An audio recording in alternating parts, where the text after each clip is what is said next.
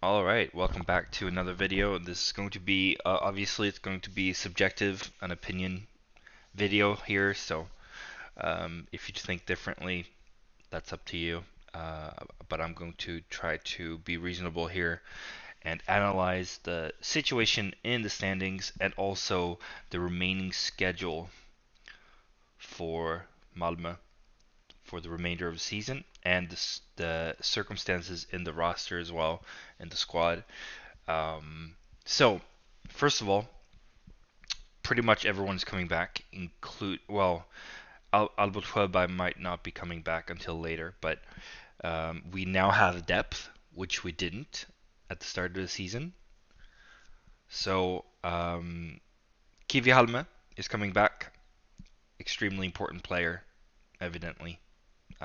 The hole that he left when he got injured was a big one. Janne Kokkanen is completely healed and will be ready to play after the break.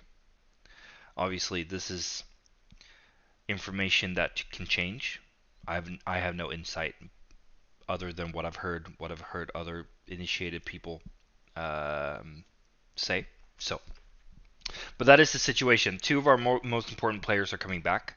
Kivi Halme has been gone for a few months now, and Kokkanen has been gone for a painful amount of weeks where he was expected to play and then didn't play, and you know, yeah, it has been a little bit painful. But we've been doing okay recently. We've been doing okay recently because we had an overtime win. So the last five, we have an overtime win, two wins, one loss, and one overtime loss. So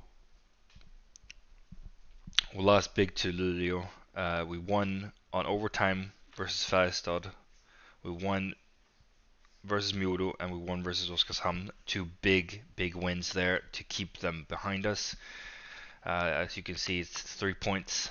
That's the 6 point game there, the difference maker. And then obviously winning versus Oskarshamn is very important as well to keep them down there. And then we had an overtime loss to Skellefteå, and considering how that game turned out, we were lucky to get 1 point. I will say. There were some things that I don't agree with, some things that I do agree with, but overall, Skellefteå was the better team, as is shown in the standings at this point. So 1 point was definitely a steal, but we are where we are. We are 50. We have 50 points in 40 games. We have 3 points up to Rögle, who has one more game played. So if you look at the scheduling here, where are we? So on Tuesday is when we're resuming the season. We play away to Luleå. I don't think that we will win, but maybe we can steal a point. Away to Timrå. We've been good versus Timrå lately. I don't think that we'll win, but if we win, that's a big plus. Örebro at home. I really hope we will win this game because we are chasing. If you look at the table, we're chasing Örebro and Rögle. They're on the same points. The difference is that Örebro has the same amount of games played as us. So this is going to be a 6 pointer for sure.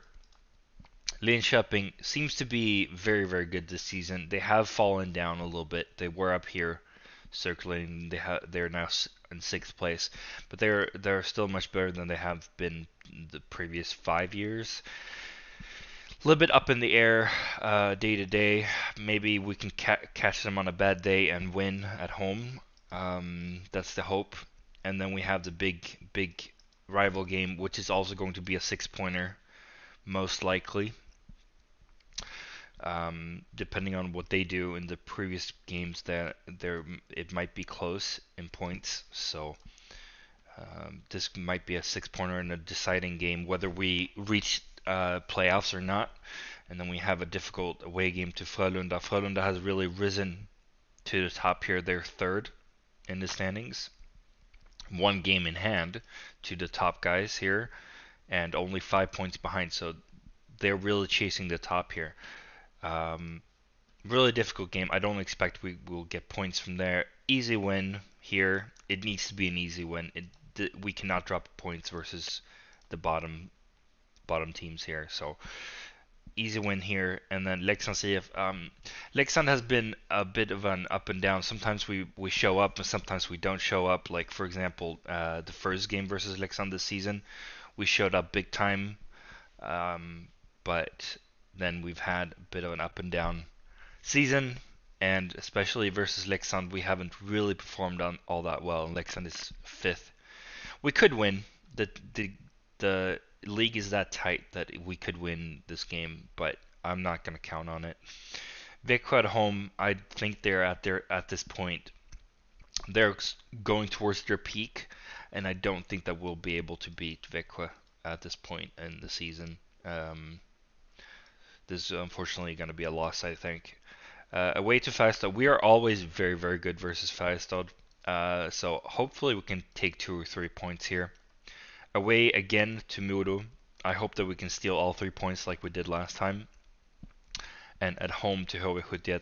This is going to be a deciding. Like, imagine if we've lost a lot of games, and then this will decide the season. The last game will decide whether we have to qualify or whether we stay up. Ooh, the nerves. It's gonna be the previous games will decide the magnitude of this game. That is going to be absolutely incredible. Excuse me. So what do I think? I think that we have put ourselves in a good position where we can start chasing up the table again. I don't think that we will reach eighth place. I don't think that we'll reach top six, but I do think that 9th or 10th place is reasonable. So we will be extending the season by at least 3 games, or at least 2 games, depending on how the play-in series goes. There's a play-in series best of 3, so you have to win 2 games, and hopefully we can make our way into the top 8, and then if we make it into, let's say we snatch the 10th place and we make it into, we win that game, then we will face Växjö in the first round. So we won't be extending the season very much, I don't think. But it would still be nice to extend the season a little bit and feel like we're progressing forward instead of fighting to not qualify, and having to qualify, extending the season that way, and having to qualify versus Oskarshamn. I think we would sweep them in 4 straight, but you never know what happens. It can be really deceiving. Last year, Brynäs was falling down the order, and then HV71 had a bit of a sprint. Got a lot of points at the end, and Brynäs kept falling, and then they faced us, and everyone was like, "Oh, Brynäs is gonna take this, yada yada yada," and then we had been at the bottom all year, pretty much, and then we won in 5 games. So anything can happen once you're down here. Anything can happen. So that's where we do not want to be. We do not want to fall to the 13th place.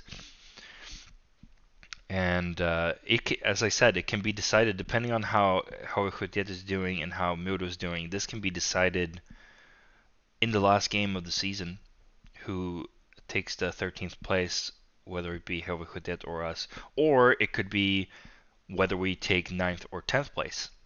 It could be both positive and negative. That's where we are in the standings. So it's going to be nerve-wracking no matter what, essentially. We have 12 games. What is it? Yeah, we have 12 games with a full roster, full healthy squad, pretty much. Our best players, at least, are healthy and ready to roar. And we're gonna. I fully expect that the team will come together, and because we turned a 3-0 deficit into a 4-3 win. We turned a 2-0 deficit into a 2-3 win. So, and even though we weren't all that great against Oskarshamn, we won 5-1. So it's like we had been building on a trend, and then even though we weren't that great against Skellefteå, we still won. We still stole a point. Um, Maybe we didn't deserve to, but we did. We did that. We came back every time they scored. We came back. So there is sort of like a trend that you can see where this is looking up. We're on a positive trend, even though we lost on overtime. It was a weird penalty call into OT, you know, because just earlier in the third period they had 6 players on the ice and no call. So, but anyway, um, I digress. Uh, our trend is positive, is looking up, and we get 2 of our best players back from injury. And yeah, everything is looking up. That's why I'm very positive that we will be looking at play-in and possibly the real playoffs this spring. So let me know what you think in the comments below, and thank you so much for watching, and I'll see you again soon. Bye for now.